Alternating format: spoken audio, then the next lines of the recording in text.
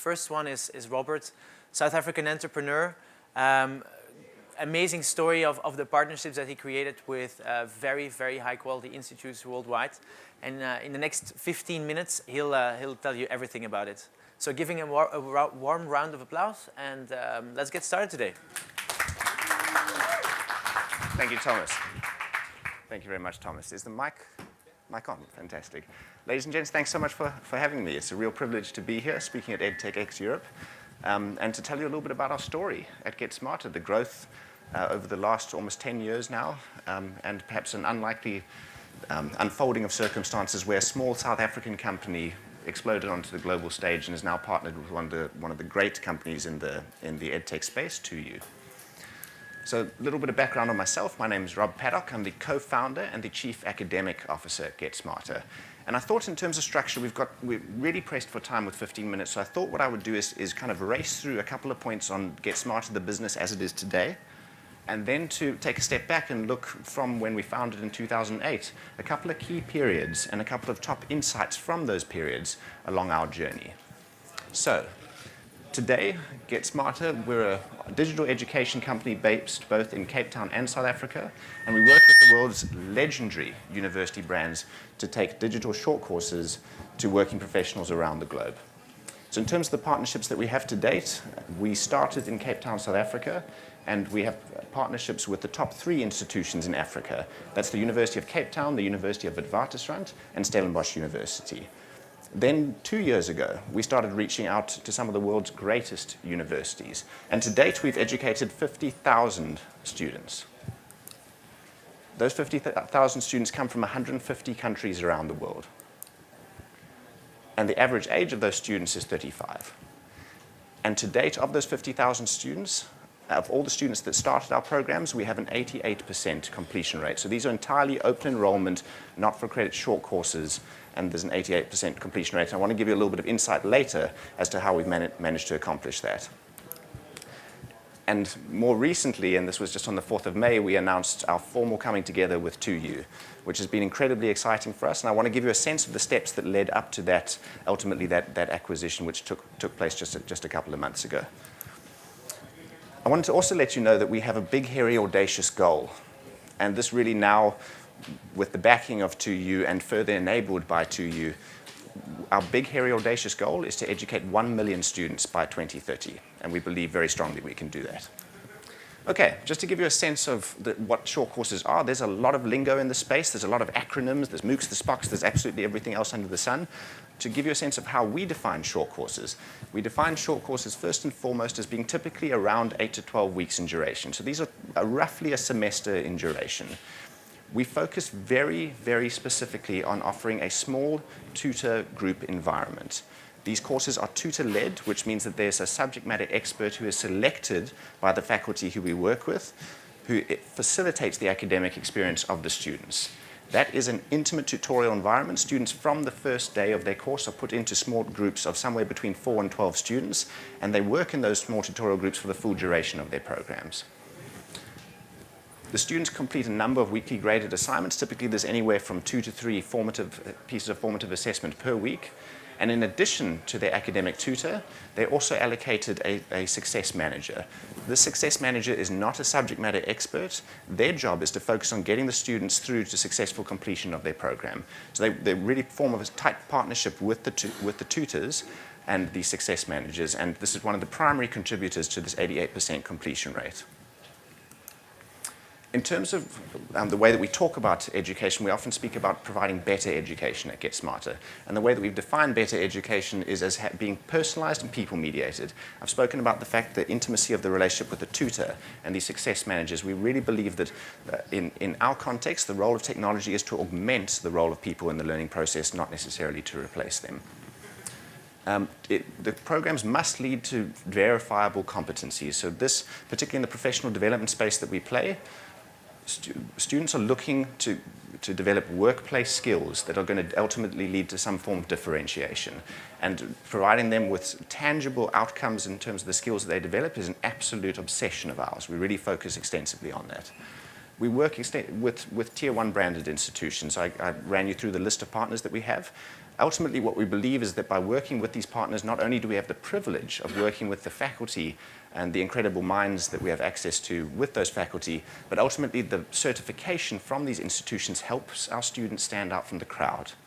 We work in an incredibly competitive marketplace, this global marketplace that we all work in, and for working professionals, they're looking for some form of differentiation. And these certificates from these top institutions help to perform that role very strongly. Okay, so that's GetSmarter today. Let me give you a little bit of insight about the story from where we started in a couple of key periods.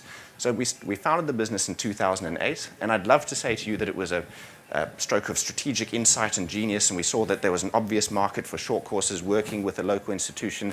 I'm afraid there's no such romantic story in our case. It was a lot of good luck.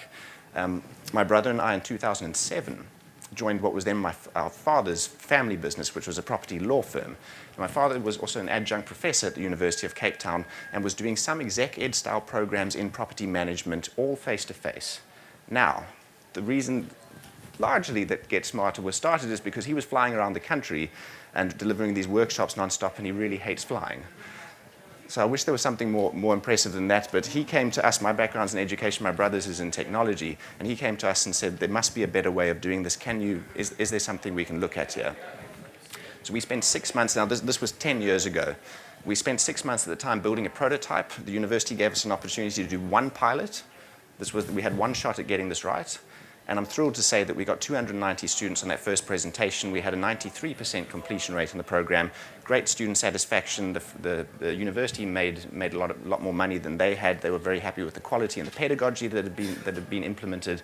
And we had our opportunity to do a couple of more courses with what was then the law faculty. So out of our father's business then, over the next year, we built out a suite of just over 4 property-related programs. And we realized that there was definitely something here. So in 2008, we then launched GetSmarter. We wanted to build a brand that was not specifically associated with property like our father's business was, but my father remained a shareholder throughout. So that was the founding of the business. We then put our heads down and worked like crazy. In the early days, I'm sure the entrepreneurs of you here can relate, just everyone does everything. No clearly defined roles. You're kind of one day you're a sales consultant, the next day you're a learning technologist. You just muck in and everyone does everything. Really, really hard work, but very, very satisfying work. One of the things that I think that we did well in this early period is that we were impatient for profits and we were patient for growth. And what I mean by that is because we had no venture capital behind us, we had to build an honest business model. We had to build a business that could sustain itself, that could generate the cash flow and the profits it needed to keep us afloat. And I think what it did, and one of the things that I see in the EdTech space a lot, is a lot of businesses that are buoyed by venture capital and at some point hope to find a business model. Now, there's a lot of different ways to build a business. I want to share with you that for us, the thing that worked really well was getting the business model right from the outset.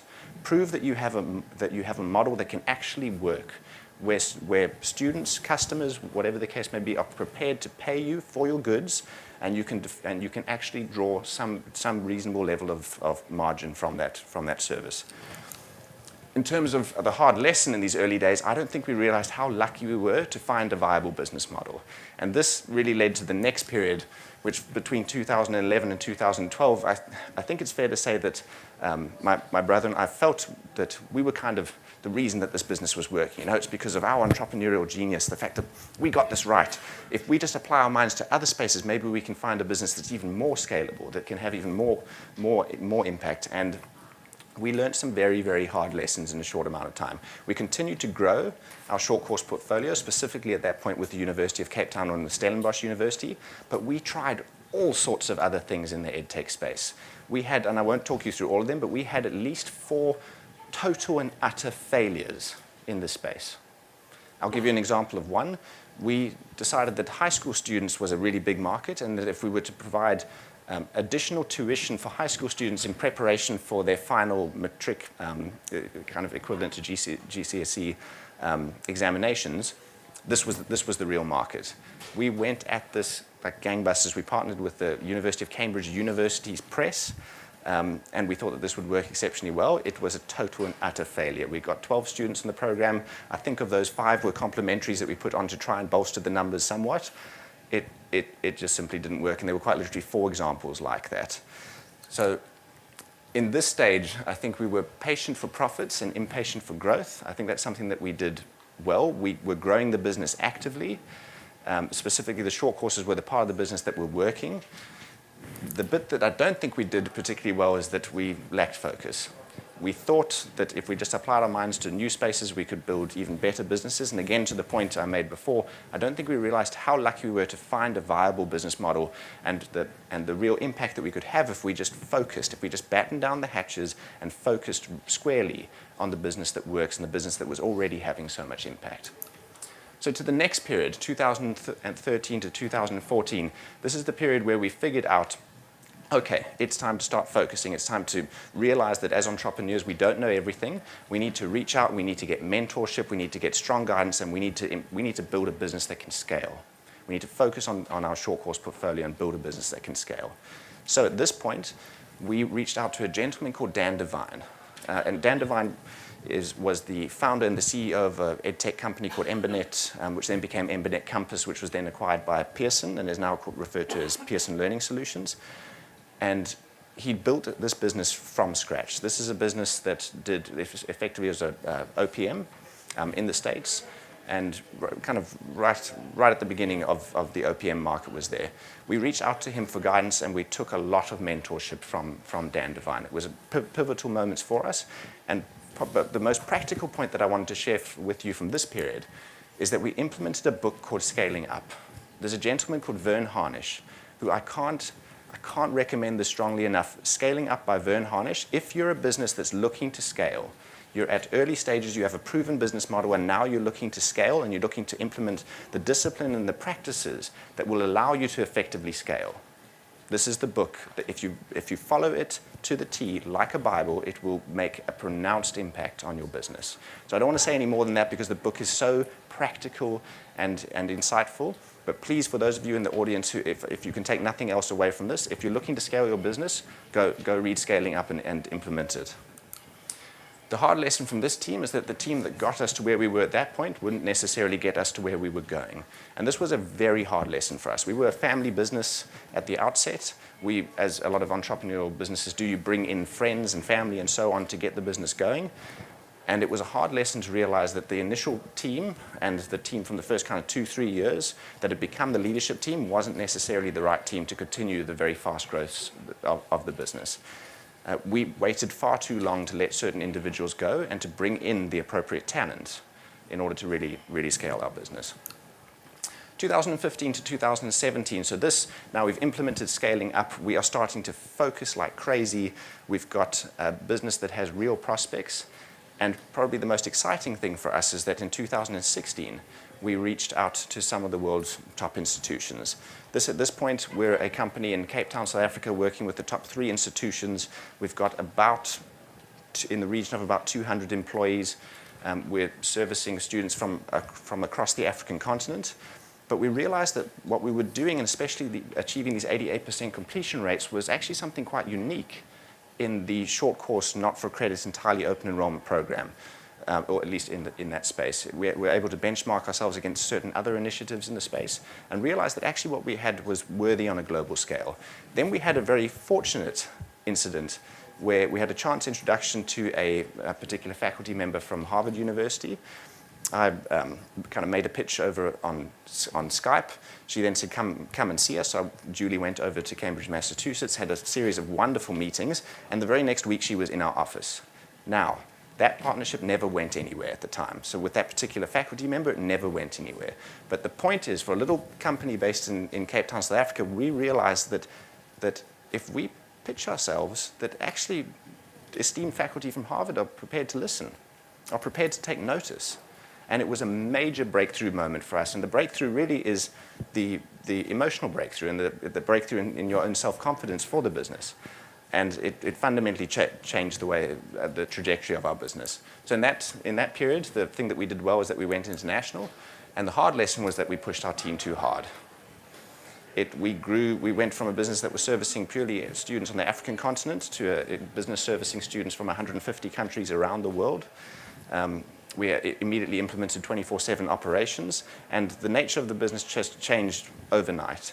And I can say with some level of regret that we pushed our team too hard. We had a number of circumstances of burnout, and we realized that one of the many things that we needed to do was to partner up with a great education institution to help us get to the next level, not only in terms of the capital allocation, but in terms of the mentorship, guidance, and deep infiltration and embedding of great business practices to really get us to the next level.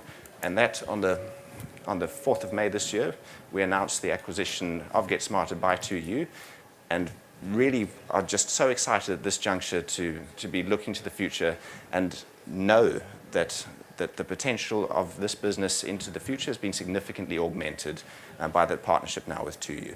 So thank you. That's a very short summary of the business, but I hope it was useful.